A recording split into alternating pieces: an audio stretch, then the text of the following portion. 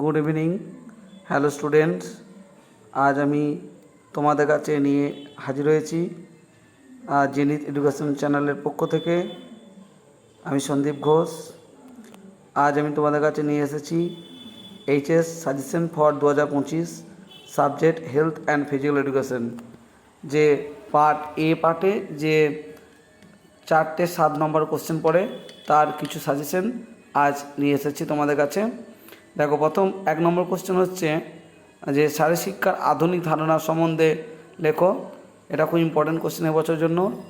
তারপরে 2 নম্বর শারীরশিক্ষার সক্ষমতা বলতে কি বোঝো, শারীরিক সক্ষমতা বিভিন্ন উপাদানগুলি আলোচনা, এটাও খুব ইম্পর্টেন্ট। 3 নম্বর পেশনা কাকে বলে, ক্রীড়াক্ষেত্রে পেশনার ভূমিকা, এটা ইম্পর্টেন্ট খুবই।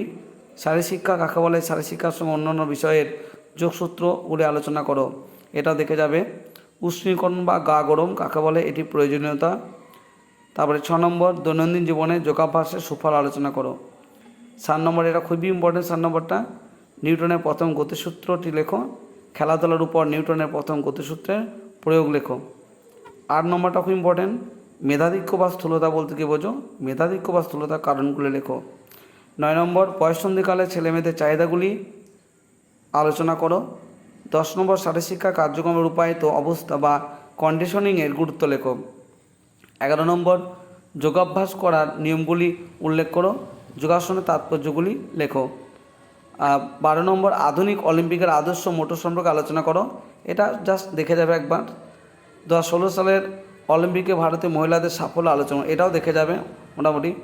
14 নম্বর প্রক্ষোভ কাকে বলে, প্রক্ষোভের বৈশিষ্ট্যগুলি আলোচনা করো। ক্রীড়াক্ষেত্রে প্রক্ষোভের ভূমিকা লো, এটা খুব ইম্পর্টেন্ট, এটা ভালোভাবে দেখে যাবে। আর লাস্ট হাইপোকানাইটিক রোগ কাকে বলে, তারপর আর্থারাইটিসের প্রাথমিক লক্ষণগুলি কী কী, এর ফলে কী কী সমস্যা, এটা খুব ইম্পর্টেন্ট। তো বন্ধুরা, এই ছিল আজকের উচ্চ মাধ্যমিক 2025 সালের শারীরশিক্ষার সাজেশন। তোমরা এই প্রশ্নগুলো ফলো করবে, এই প্রশ্নগুলো দেখলে এর মধ্যে আশা করি 100% নিশ্চিত কমন আসবে। পরের ভিডিওতে আবার তোমাদের সাথে দেখা হবে অন্য পেপারের কোনো সাজেশন নিয়ে।